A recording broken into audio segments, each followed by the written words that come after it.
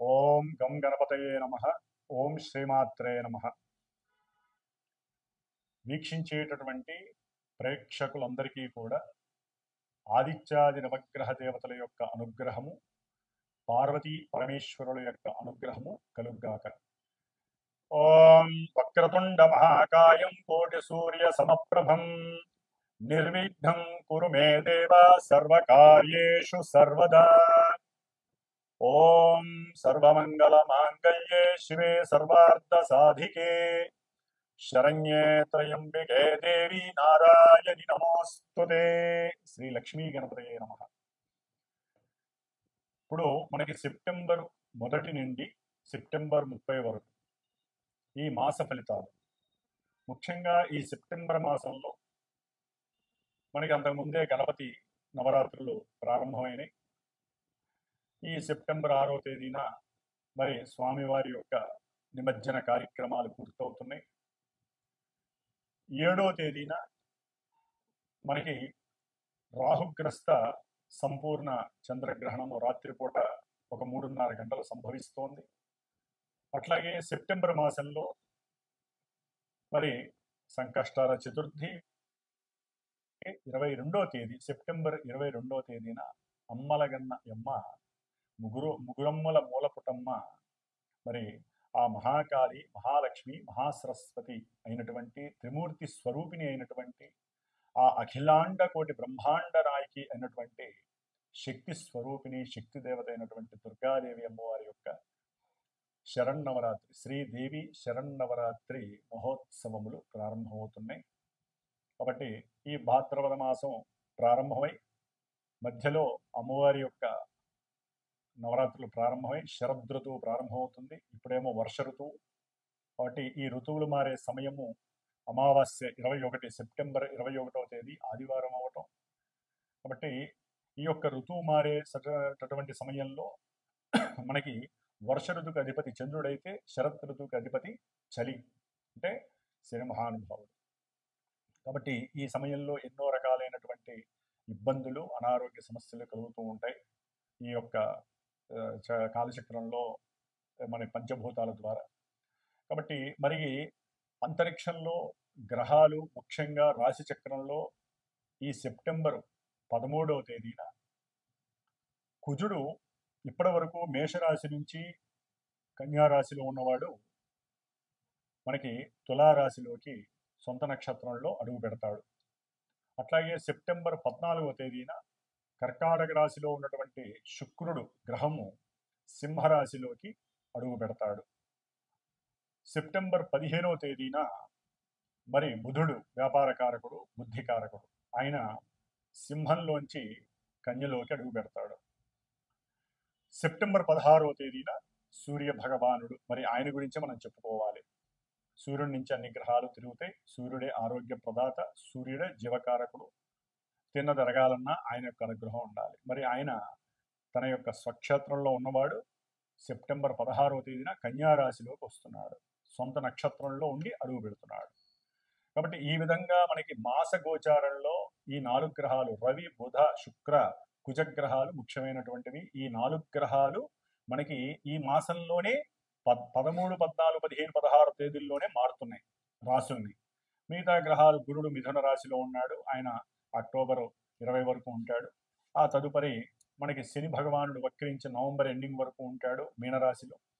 రాహువు చూస్తే కుంభరాశిలోనే ఉన్నాడు, కేతువు చూస్తే సింహరాశిలో ఉన్నాడు. కాబట్టి ఈ విధంగా కాలచక్రంలో మనకి గోచార చక్రం ఈ విధంగా కనపడుతోంది మనకి.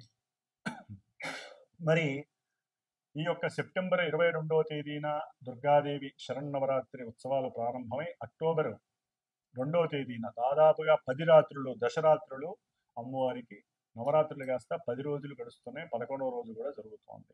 కాబట్టి 11 రోజులు అమ్మవారు మనకి దివ్య భిక్షని అందజేస్తోంది.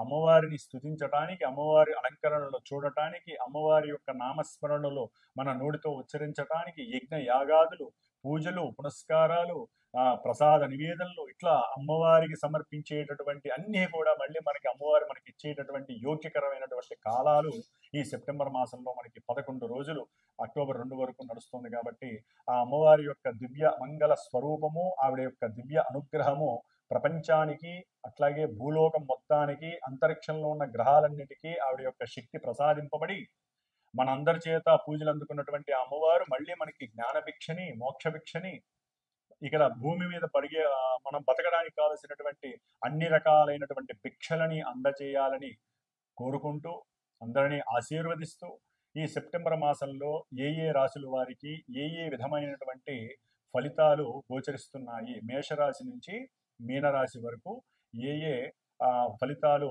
వీరికి లభిస్తున్నాయి అనేటటువంటి విషయాన్ని మనం ఇప్పుడు తెలియజేద్దాము. వృశ్చిక రాశి వారికి సెప్టెంబర్ 1వ తేదీ నుండి సెప్టెంబర్ 30వ తేదీ వరకు కూడా దాదాపుగా 13, 14, 15, 16 ఈ 4 డేట్స్లో రవి, కుజ, బుధ, శుక్ర 4 గ్రహాలు మారుతున్నాయి, రాశి మారుతున్నాయి. కాబట్టి ముఖ్యంగా వీరికి సెప్టెంబర్ 1 నుంచి 15వ తేదీ వరకు వృశ్చిక రాశి వారికి దశమంలో ఉన్నటువంటి రవి, బుధ, కేతువులు చాలా చాలా యోగాన్ని ఇస్తున్నారు. వ్యాపార విషయంలో, వృత్తి విషయంలో, ఉద్యోగాల విషయంలో వీరు అనుకున్నదే పరిపాటి అన్నట్టుగా అన్నిట్లో విజయ సాధింపే, సంఘంలో కీర్తి ప్రతిష్టలు, కర్మకి సరైనటువంటి సార్థకత లభించడం, అట్లాగే వీరికి ఆత్మ నిగ్రహ శక్తి, ఆత్మ శక్తి పెరగటం, అంటే సోల్ ఎనర్జీ అనేటటువంటిది వీరి యొక్క బుద్ధిని కూడా వికాసవంతంగా పెంచటము, ఆకస్మికంగా దాని వలన ఉద్యోగంలో ఎన్నో మార్పులు కలగటం, దాని ద్వారా విలాసవంతమైనటువంటి జీవితాన్ని వీరు కోరుకోవటము, అట్లాగే దూరపు బంధువులు కావచ్చు, లేకపోతే ఆకస్మికంగా పరిచయమైనటువంటి వారి ద్వారా కానీ, వారి బంధువుల ద్వారా కానీ ఏదైనా ఉద్యోగ అవకాశాలు వీరికి మెండుగా లభించటము, ఇవన్నీ కూడా 15 వరకు జరుగుతూనే ఉంటాయి. రవి బుధులు కలిసి ఉండటం ద్వారా ఒక రకంగా కర్మస్థానం, దశమ స్థానంలో కలిసి ఉండటం ద్వారా రవి, బుధ, కేతువులు ఇవన్నీ కూడా చిత్ర విచిత్రంగా అనిపిస్తూ ఉంటాయి వీరికి. ఇది ఎట్లా జరిగింది, ఆకస్మికంగా వ్యాపారంలో వృద్ధి ఎట్లా జరిగింది, గవర్నమెంట్ వాళ్ళు వీరికి సత్కరించడం, గవర్నమెంట్ ద్వారా వీరికి ఆకస్మికంగా లాభం కలగటము, లేకపోతే వీరు తయారు చేసినటువంటి వస్తువులు ఏవైనా సరే అధికంగా అమ్ముడవటం, ఇలాంటివన్నీ జరగడం, కీర్తి ప్రతిష్టలు బాగా పెరిగినటువంటి సందర్భాలు 15 వరకు లభిస్తాయి వీరికి. అట్లాగే ముఖ్యంగా శుక్రుడు భాగ్యంలో ఉండటం వల్ల కూడా చాలా విశేషవంతమైనటువంటి, అంటే భార్యాభర్తల్లో ఎవరైనా ఉద్యోగం చేస్తున్నా, వ్యాపారం చేస్తున్నా పెట్టుబడికి తగినటువంటి ధనలాభం కలగటము, అట్లాగే మిల్కీ ప్రోడక్ట్స్కి సంబంధించిన వ్యాపారస్తులు కానీ, గోల్డ్ ఆర్నమెంట్ 1 గ్రామ్ గోల్డ్ కానీ, వెండి వస్తువులకు సంబంధించిన వాళ్ళు కానీ, లేకపోతే ఎవరైతే దేశ విదేశాలకి లూబ్రికెంట్స్ కానీ, లేకపోతే పెట్రోల్, డీజిల్ వ్యవస్థకి సంబంధించినటువంటివి ఇంపోర్టెంట్ ఎక్స్పోర్ట్స్ చేస్తూ ఉంటారు కదా, వాళ్ళందరికీ కూడా అఖండమైనటువంటి ధనము లభించటము జరుగుతోంది కూడా 13 వరకు కూడా, 14 వరకు, ఈ సెప్టెంబర్ 14 వరకు.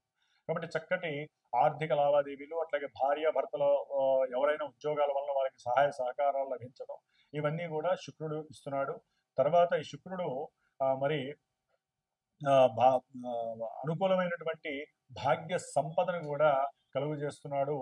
గృహ అవసరాల నిమిత్తము వీరికి పెట్టిన పెట్టుబడి అనుకోకుండా లాభం కలగడం కూడా విశేషమని చెప్పుకోవాలి. అట్లాగే కుజుడు, వృశ్చిక రాశి వారికి కుజుడు లాభస్థితిలో 13 వరకు, 12వ తారీఖు వరకు సెప్టెంబర్ ఉండి చక్కగా చేసేటటువంటి వృత్తిలో వీరు అనుకున్నదే లాభము అన్నట్టుగా చక్కగా ఇస్తూనే ఉన్నాడు. ఆర్థికంగా ధనలాభం కూడా కలుగుతోంది. బంధువర్గం నుంచి ముఖ్యంగా ఎవరైతే అన్నదమ్ములు ఉంటారో, లేకపోతే వారు చేసే వృత్తి ఉద్యోగాల నుంచి కూడా ధనలాభం చక్కగా ఈ కుజుడు వల్ల కలుగుతోంది. అయితే వీరికి రవి, బుధులు లాభంలోకి వచ్చినప్పుడు ఇంకా విశేషమైనటువంటి వృత్తిలో ప్రమోషన్స్ కలుగుతున్నాయి. ఈ సెప్టెంబర్ 15 తర్వాత ఆకస్మికంగా వ్యాపారాల్లో చక్కటి లాభము కలిగే అవకాశం ఉంటుంది. బంధువర్గములు వాళ్ళతో వినోదాలు, ఆహ్లాదంగా ఉండేటటువంటి సందర్భము, వారి యొక్క సహాయ సహకారాలు మెండుగా లభించడం జరుగుతోంది. ధైర్య పరాక్రమ సాహసాలు వీరికి కలుగుతున్నాయి. శత్రు రోగ రుణ బాధలని కూడా నివృత్తి జరుగుతున్నాయి వీరికి సెప్టెంబర్ 15 తర్వాత. ఇంత విశేషమైనటువంటి యోగము వృశ్చిక రాశి వారికి కలుగుతోంది. శుక్రుడు 14 తర్వాత దశమంలోకి వచ్చినప్పుడు శుక్రకేతువుల వలన కర్మ లోపం కలుగుతోంది. ఇటు చతుర్థంలో ఉన్నటువంటి రాహువు, అట్లాగే శుక్రుడు కేతువులు. దీనివల్ల ఏంటంటే విదేశాలకు వెళ్ళి చదువుకోవాలి అనుకున్నటువంటి విద్యార్థులకి సరైనటువంటి అంటే ఒకవేళ వెళ్ళి అక్కడ ప్రదేశాలు సరిపోక, కొత్త వాతావరణం సరిపోక, డబ్బు సరిపోక, కావలసినంత డబ్బు సమకూర్చుకోలేక కుటుంబము వీరు ఇబ్బందులు పడటం, భార్యాభర్తలు ఉన్నట్టుండి ఉద్యోగ నిమిత్తమై దూరం అయిపోవటం, దాని ద్వారా భార్యాభర్తల మధ్య అనుమానాలు, రకరకాల పోకడలు కలగటం, ఒక్కోసారి తెలియకుండానే వీరు తమ యొక్క కర్మ స్థితిని దాటి పక్కకు వెళ్ళిపోయి చేయకున్నటువంటి పనులు చేయడం, దాని ద్వారా ఎన్నో ఇబ్బందులు ఇక్కట్లు పడటం అనేది శుక్రుడు 13 తర్వాత మారుతున్నాడు కాబట్టి 14 నుంచి కొంచెం జాగ్రత్తగా ఉండండి. వీరు ముఖ్యంగా ఉద్యోగస్తులు, అట్లాగే దూర ప్రాంతాలకు వెళ్ళేవాళ్ళు, బంగారు పనులు చేసేవాళ్ళు కావచ్చు, వీళ్ళందరికీ కూడా స్త్రీలతో కొంత ఇబ్బందులు కలిగే అవకాశం ఉంటుంది. కాబట్టి శుక్ర రాహు కేతువులు, గణపతి ఆరాధన, అట్లాగే శుక్రుడికి సంబంధించిన దుర్గాదేవి ఆరాధన చాలా విశేషము. నిత్యము గరికతో గణపతికి ఆరాధన చేయండి.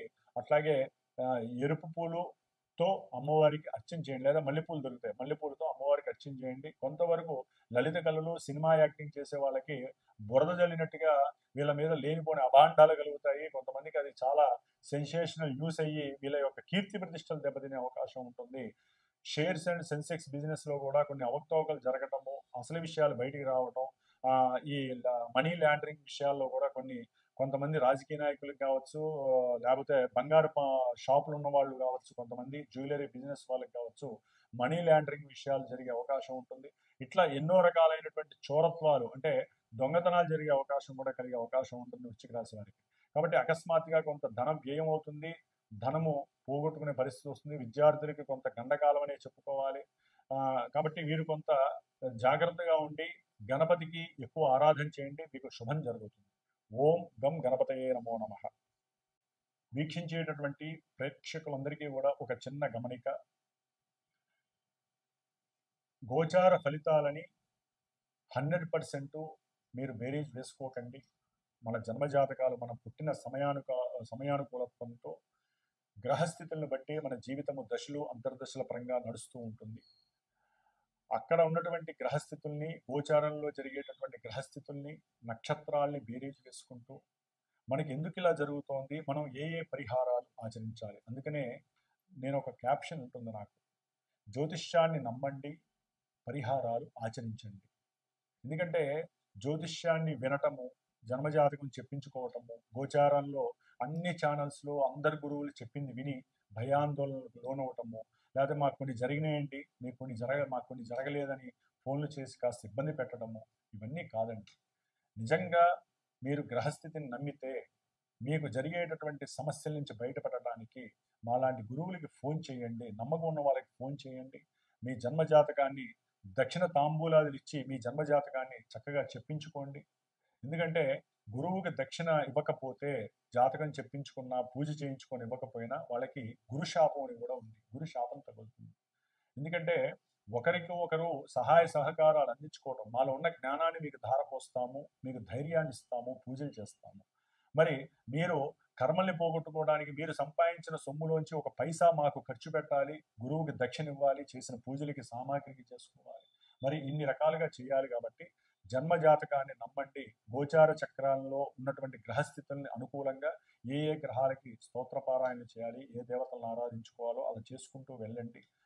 అట్లాగే ముఖ్యంగా మా యొక్క పీఠము శ్రీమాతా జ్యోతిషాలయ పీఠంలో ప్రతి నెలా కూడా అమావాస్య రోజున ఎవరైనా ఈ యొక్క గ్రహస్థితుల్లో జాతకరీత్యా కావచ్చు, లేకపోతే గోచార రీత్యా ఉన్నటువంటి గ్రహస్థితుల్లో లోపాలు, దోషాలు ఎక్కువగా ఉన్నటువంటి వాళ్ళు, కోర్టు సమస్యలు ఉన్నా, లేకపోతే నక్షత్ర అమావాస్య రోజులు పుట్టిన కొన్ని పాపం నక్షత్రాలు ఉంటాయి, అంటే పెళ్ళిళ్ళు కావు, ఆశ్లేష, మఖ, మూల, అశ్విని, భరణి, కృత్తిక, ఇలా కొన్ని నక్షత్రాల్లో పుట్టినటువంటి వాళ్ళు పెళ్ళిళ్ళు కాక, సంతానం కలక్క ఎన్నైతే ఇబ్బందులు పడతారో వారందరూ, అట్లాగే కొన్ని రాశుల వారికి ఏలినాటి శని, అష్టమ శని, అర్ధాష్టమ శని, రాహుకేతువుల యొక్క దోషాల వల్ల కలిగేటటువంటి మాతా పితృ దోషాలు, గురుశాపాలు, స్త్రీ శాపాలు, ఇట్లా ఏవైతే ఉన్నాయో అన్నిటికీ కూడా అదొకటి ఇదొకటి కనుక కాకుండా నా యొక్క పీఠంలో నేను ప్రత్యేకించి శ్రద్ధగా అమావాస్య రోజున ఏ పనులు ఉండవు కాబట్టి ఇదే పనిగా ఎవరైతే ఫోన్లు చేస్తారో, అంటే జాతకరీత్యా చెప్పించుకున్న వాళ్ళు, గోచార రీత్యా సమస్యలు ఉన్నటువంటి వాళ్ళు, ఒకవేళ ఏది లేనటువంటి వాళ్ళకి వాళ్ళ యొక్క సమస్య రీత్యా కూడా ఈ యొక్క ప్రతి నెల జరిగేటటువంటి నవగ్రహ నక్షత్ర రుద్ర పాశుపత హోమము అనేటటువంటిది ప్రతి నెల కూడా నా యొక్క పీఠంలో చేస్తాను. హైదరాబాద్లో చేస్తూ ఉంటాం కాబట్టి ఎవరైనా సరే ఉంటే ప్రత్యక్షంగా పరోక్షంగా పాల్గొనొచ్చండి. వీడియో ద్వారా మీరు చూడొచ్చు. అట్లాగే ఎవరైనా ఇక్కడ ఉన్న వాళ్ళు అయితే చక్కగా వచ్చి హోమాలు చేసుకోవచ్చు. ఈ హోమం ద్వారానే మనకి పరిపక్వత పరిపూర్ణత కలుగుతుంది. అట్లాగే పీఠంలో ఎప్పుడూ కూడా దోష పరిహారార్థమై నవగ్రహ జపాలు జరుగుతూ ఉంటాయి. అట్లాగే రుద్రాభిషేకాలు, రేపు అమ్మవారి ఉత్సవాలలో కూడా దుర్గాష్టమి రోజున పీఠంలో చక్కగా దుర్గాదేవికి సంబంధించిన చండీ హోమం ఒకరోజు చేద్దామని నేను నిశ్చయించుకున్నాను. కాబట్టి ఆ 10 రోజులు, ఆ 11 రోజులు దుర్గా సూక్త జపాన్ని ఆచరిస్తూ అమ్మవారిని చక్కగా అలంకారణతో పూజలు చేస్తూ ఈ యొక్క పూజా పునస్కారాలన్నీ కూడా నేను చేస్తూ ఉంటాను. కాబట్టి ఎవరైనా సరే అభీష్టము కలిగినటువంటి వాళ్ళు, నమ్మకంగా ఉన్నటువంటి వాళ్ళు, నమ్మకం కలిగినటువంటి వాళ్ళు, మనం పెట్టే 10 రూపాయలకి భగవంతుడు మా యొక్క మంత్ర బలాన్ని అట్లాగే మీ యొక్క మానసిక బలాన్ని కూడా చక్కగా ఆయన బేరీజు వేసుకొని మీకు అత్యద్భుతమైనటువంటి ఫలితాలు ఇస్తాడని మీరు నమ్ముకొని మమ్మల్ని సంప్రదించండి. కాబట్టి జ్యోతిష్యాన్ని పరిపూర్ణంగా నమ్మాలి, తప్పదు. అట్లాగే పరిహారాలు కూడా ఆచరించండి. అంతేగాని మనం ఏదో ఆ పని చేస్తే మనకి డబ్బులు వచ్చేస్తే, లేకపోతే ఇట్లా చేస్తే అని కాకుండా గురువుల్లో ఎవరు శ్రేష్ఠులు, ఎవరు ముఖ్యులు అనేటటువంటిది మీ యొక్క మానసిక ధర్మము. మీ మనసుని ప్రశ్న వేసుకోండి.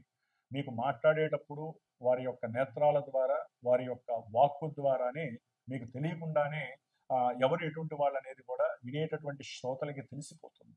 కాబట్టి అట్లా చూసుకుంటూ ఆ మంచి చెడుల్ని మీరే నిర్ణయించుకొని చక్కగా గురువులు ఎంతోమంది ఉన్నారు. అందరి యొక్క యోగక్షేమాలు ఆలోచించేవాళ్ళు. ఒక గురువు ఇంకో గురువుని ఎవరిని కూడా దయచేసి ఆక్షేపించకండి. వాళ్ళట్లా వీళ్ళిట్లా అని కూడా మనం మాట్లాడకూడదు.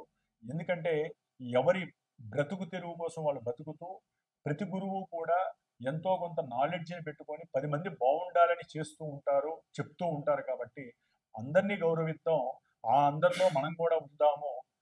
అట్లాగే అందరూ బాగుండాలని కోరుకుంటూ, అందులో మనం కూడా బాగుండాలని కోరుకుంటూ, ఆ అమ్మవారు శ్రీమాత యొక్క అనుగ్రహం అందరికీ కూడా సమానంగా అందాలని ఆకాంక్షిస్తూ, ఆశీర్వదిస్తూ, ఓం నమః శివాయ, ఓం దుమ్ దుర్గాయ నమః.